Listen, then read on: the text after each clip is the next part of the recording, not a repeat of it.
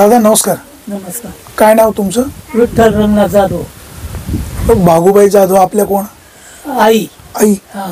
काय घटना नेमकी कशी घडली, काय घडलं होतं? घटना अशी घडली. आज गुरुवार आहे. हा. बुधवारी सकाळी किती वाजता घटना घडली?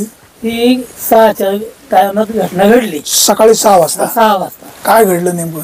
नेमकं घडलं म्हणजे असं का नेहमी प्रमाणे आई टॉयलेटला गेलेली आहे म्हणून आम्ही हे केलं नाही. आणि नंतर ही बाहेर आली म्हणले म्हातारी अजून कशी येईन टॉयलेटला गेली अजून तुम्हाला कशी. किती मुलं? मला 2 जण, मुलगा आणि एक मुलगी. आजी तुमच्याकडे राहतात का वेगळे राहतात? नाही ते आमच्याकडेच राहतात. सकाळी ते शौचास बाहेर आल्या? हा, बाहेर संडासला आल्या. जायला. हा. आणि मग ते शौचालयाजवळ हल्ला केला म्हणायचं. आणि तिथून मग ते तुम्हाला कसं कळलं? आम्हाला हे नाही म्हणल्यानंतर येणं सांगितलं ना, येणं कशी म्हातारी म्हणून आम्ही पाहतोय. आम्ही इथंच. आजी अगोदर उठले होते का तुम्ही अगोदर उठले होते? म्हणजे आम्ही संघच उठलो, पण आम्ही कामामध्ये इकडे तिकडे. तुम्ही काय काम करत होते? हा, तुम्ही काय? हेच गाया बांधल्या. हा, हेच काम तुम्हाला. इकडे यापूर्वी बिबटे यायचा? यायचा, पण अजून आम्हाला काय इकडे दिसलं नाही. आला बाजूला इकडे तिकडे यायचा. आता शेतकरी कुत्र पाळणार, कोंबड्या पाळणार, चालू गाया पाळणार. हा, चालू. शिवाय तुम्ही आता पुढे जाळी पण केलेली. हा, जाळी आहे ना, जाळी आहे. मग बिबट्याने हल्ला केला कळल्यावर पुढे तुम्ही? आम्ही लगेच ते फरफट पाहिल्यावर लगेच त्याच्या पाठीमाग गेलो. पाठीमाग पळतच गेलो. समजी एवढे दूरपर्यंत म्हणजे आता तुम्ही सांगा, शोध लागता असं मागच कुठं फरफट आहे, कुठं रक्त पडले, त्या मार्गाने पळतोय ना आम्ही. म्हणजे पावसामुळे फरफट कळली तुम्हाला? हा, फरफट कळली. आता जिथं आजींचा मृतदेह सापडला हा, ती साडी कुठे होती? साडी कॅनेलला होती इथं. अच्छा, कॅनलला. हा, कॅनेलला साडी आहे ना, साडीच्या तिथं साडी. इकडनं रस्त्यानं जाऊन बिबट्याने पुन्हा आतमध्ये आतमध्ये खेचली. एक पेर आहे विहिरीच्या बाजूने, ऊसातून आतमध्ये खेचली. ऊसात जायचं डेअरिंग कशी तुम्ही केली? मग आता जशी फरफट दिसत तशी डेअरिंग केली ना.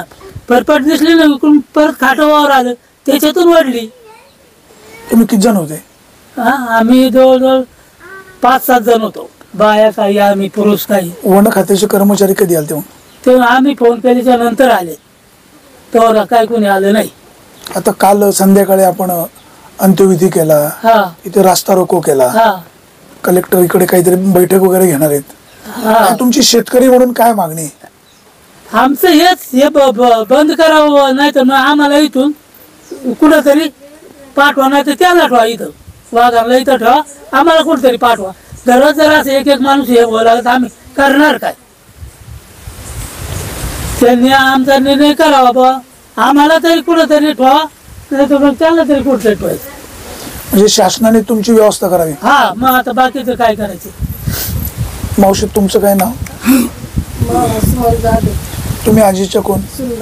सुनबाई. काय घडलं म्हणजे कधी कळलं? मला लगेच छोटा आमचं असं उठले. आता इथं आजी राहते, मी पाठीमागे राहते. यांच्या जवळ आहे ना आजी, मी पाठीमागे राहते. तर मला या पोरगे सुनबाईने आवाज दिला का माझं पोरग आहे ना, त्यांना उठवा, भाऊजींना उठवा, आजी वाघाने नेली. मला वाटलं त्यांची कुत्री वाघाने नेली. मी म्हणलं बाळा उठ, वहिनीची कुत्री वाघाने नेली. ती म्हणली आजी नेली वाघाने. आम्ही बघत येतोय तर ह्या म्हणल्या की रक्त हे ते. मी म्हणलं नाही, मला ते दिसणार जसं काय असं घोराळ यायच्या. मग मी विचार केला असं नाही घडणार, कारण मला बरोबर असा बसा ना आजी वाघायला घाबरत होती. म्हणून मला असं वाटलं का आजी बाहेर नेली नाही. तुम्ही कसं होतं, मला घरात पाहिलं का आजीला? मग आजीला घरात पाहिले, आजी घरात नाहीये म्हणल्या. मला असते नाही, मग आजी चप्पल इथं, आजीचं रक्त इथं. मग आम्ही बघत दोघी चाललो पुढं. आमच्या पुढं पोरं, मला 2 पुतणे, माझं पोरग, शेजारी चुलत भाऊ हे असं आहे ना, ते आमच्या पुढं पळत असे बघत चालले. तर त्यांना एकदा चारीला साडी गावली. म्हणले काय तर साडी. मग साडी म्हणल्यावर ते म्हणले आता इथं ऊसात असं. ऊसात त्यांनी तिथं आजूबाजूला पाहिलं, तिथं दिसले नाही. नंतर मग दोघांचे असे दाढीच करून त्या सरीनं पुढं गेले. तर त्या सरीनं नेऊन मध्ये थोडा छोटा बांध होता, त्या बांधाने परत पडीक ओढत तिथं फरफट दिसली त्यांना. मग त्या फरफटीनं ते आले.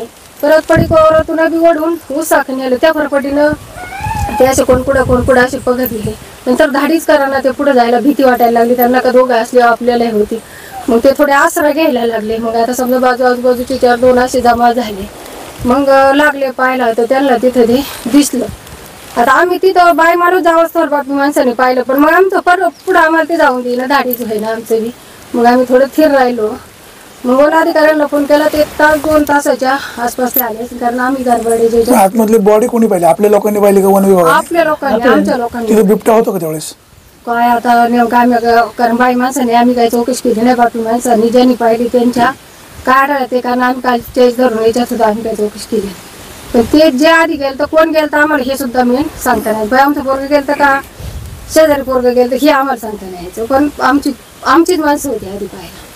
आता शेतकरी शेतामध्ये राहतो, कुत्रं पाळलं पाहिजे, गाई पाळली पाहिजे, कोंबड्या पाळल्या पाहिजे, सगळं शेतकऱ्याला लागतच आहे.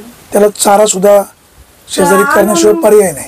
शेजारी चारा करणं, कापून घालणं गरजेचं आहे. शेतकऱ्याला सगळं हेच आहे ना. आजी दररोज सकाळी एवढं लवकर उठायचं नाही ना. आजी आता वाघाची आमची नाती वाघाने खाल्ल्यापासून आजी जीवाला घाबरत होती. आजी कधीही लवकर उठत नव्हती. उठल्या तरी गेटच्या बाहेर निघत नव्हते. आजी तिथंच हिंडायच्या, तिथंच हे करायच्या. मला तेच विश्वास पटाना का आजीला असं झालंच कसं काय, कारण आजी घाबरत होत्या. आजी दिवसा जरी वर्तक इकडे निघल्या शेजारी बसायचं घाबरून निघत होत्या. एकट्या कसं केलं मग? एकट्या त्या असं उजाड. आता हे उठले जरी आपल्या याच्यात काम सकाळी तरी जनावर ढोर. मग त्यांना वाटलं तर काहीतरी काय ठेवत्या इथं. मग त्यांना वाटलं मी इथं आता जवळ आहे सगळी हे म्हणले त्याने आपलं. पण त्यांचा काय आवाज निघला नाही का काय त्यांचं त्यांना माहीत, वरच्याला माहीत. आम्हाला काही सांगता नाही. फक्त आम्ही लगेच चौकशी केली. आम्हाला आजी दिसल्या नाही म्हणून आम्ही त्या चौकशीसाठी पुढे फक्त पाहिजे. त्यात शेतकऱ्याला शेतामध्ये राहिलंच पाहिजे, राहिलंच पाहिजे. दुसरा काही पर्याय नाही. आता काय शेती नाही केली तर जगायचं कसं? कच्ची बच्ची जगवायची कशी? सरकारने काय केलं पाहिजे तुम्हाला काय वाटतं? आमचा एकच विषय आहे का सरकारने वाघांचा काहीतरी बंदोबस्त करावा, यांचं काहीतरी हे घ्यावं. कारण आमची लेकरं बाळ रातचिरीची पाणी भरायला जातात. आम्ही बाई माणसं कुठेतरी खुरपायला यायला त्याला सतत शेतीत असतो. आम्हाला बी काहीतरी हे पाहिजे ना. बरं किती बी दोघी जरी असले तरी वाघ समोर पाहिले आम्ही घाबरणार ना. कारण बाई माणसं कुत्रा जरी आलं तरी घाबरत तर वाघाला घाबरणार हे विषय. त्याच्यामुळे सरकारने फक्त त्यांचा बंदोबस्त करा, आमचा हाच विषय. आता राजकीय पुढारी येतात, सांत्वन करतात, बिबट्याचा बंदोबस्त करतो असं म्हणतायत, पण काय होत नाही. शेतकऱ्याचं जगणं मुश्किल झालंय. हे झालेलं आहे ह्या जांबूत मध्ये 8 हे आमच्या आजीचं 8वी घटना ह्या जांबूतची 8 घटना झाल्या तरी पण सरकारने कुठं काही निर्णय घेतला नाही आतापर्यंत. कुठं काय केलं नाही सरकारने. त्याच्यामुळे इथून पुढे जर सरकारने काहीतरी पाय उचलावा, सरकारने काहीतरी निर्णय घ्यावा, वाघाचा बंदोबस्त करा. आता वन खातं अधिकारी इथे येणार, 25 लाख रुपयाची भरपाई देणार. अहो 25 लाखांनी माणूस येत असता तर किती जरी पैशाने माणूस खरेदी केली असते. आम्हाला एक सांगा, आज समजा माणूस गेल्यावर पैशाने खरेदी होईल का? होत असं तर जाऊ द्या. 25 तर समजा आमच्या नाही झाले तर आम्ही गावाकडून जमा करून 50 लाख देतो. आम्हाला आमचा माणूस आणून द्या चला. समजा असं आमचा बी आहे का नाही? आज आमचं गावाला माणूस घरातलं गेले आम्हाला काहीतरी त्याचं आहेच ना. जनावर पाळले, एक जनावर जावणीचे गेले तरी माणसाला वाईट वाटतं, तर घरातला माणूस गेला त्याचा विषय आहेच ना. तालुक्याचे आमदार कोण आहेत? वळसे पाटलांकडे काय मागणी? आमची एवढीच मागणी आहे, बिबट्यांचा बंदोबस्त करावा. आमची काहीच मागणी नाही. खासदार कोल्हे त्यांच्याकडे हीच मागणी? सगळ्यांकडे आमची हीच मागणी. आम्ही कालच्या धरून हाच निर्णय घेतलाय का आमचा फक्त इथून ही घटना घडली, इथून पुढे घडू नाही. आमचा इली वाटला कसं का आम्हाला ते बिबटे इथं ठेवा, आम्हाला दुसरी का पाठवा, आमचं म्हणणं आहे. बरं इथं दिवसा बी 5 वाजता 4 वाजता कधी बी मी काय सांगत नाही. पाठ घडली समजा 6 वाजता घटना घडली, ही 4 वाजता सुद्धा इथं घडायचं. हे कधी कधी 4 वाजता कुत्र्यांना हल्ला झालेला आहे. तुम्हाला सांगते पोरांनी पाहिले आले असं किती जवळ येऊन. आम्ही असं मांजरासारखे दडून चाललेले असे शेतीत बघतोय. आम्ही बाय माणसांनी काय करायचं? बाकी माणूस तर कसं काय दाढीच करीन? बाय माणसांनी काय करायचं? बरं बाय माणसाच्या जीव अर्धी शेतकरी तर बाय माणसाच्या जीव चाललेले, काय करायचं शेतकऱ्यांनी? शौचालय बाहेर आहे काय, तर पुढे काय तरतूद काय करणार? कशी काळजी घेणार? पर्याय नाही. घेऊ आमची काळजी आम्ही घेणार. आता आमच्या माणसाला उद्या आमची लेकरं बाळ आहे, समजा आज आजी आहे, उद्या आमची नातवंड आहे, आमची पोरं आहे, दूध काढा उठात्यात, खाली वाकल्यावर जनावरांना बाला घालताना काही काय मशीन लावताना त्यांचं टेन्शन आहे ना. आम्हाला काळजी घ्यायच लागणार आहे.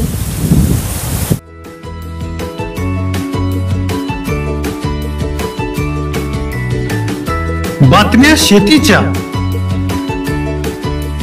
बातम्या मातीच्या,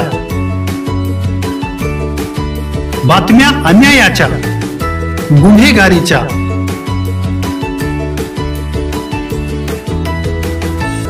राजकारणाच्या आणि समाजकारणाच्या, शोषणाविरुद्ध बुलंद आवाज, जनसामान्यांच्या हुंकाराची गाज, सत्कार्याला प्रोत्साहन, दुष्कृत्याला अनुशासन, निर्भीड, निस्पृह, सडेतोड, बेधडक आणि रोखटोक म्हणजेच विघ्नहर टाइम्स. शोध बातमीचा, ध्यास सत्याचा. आपलं चॅनल, आपली बातमी. सबस्क्राईब तर कराच, पण बेल आयकॉनवर क्लिक करायलाही विसरू नका.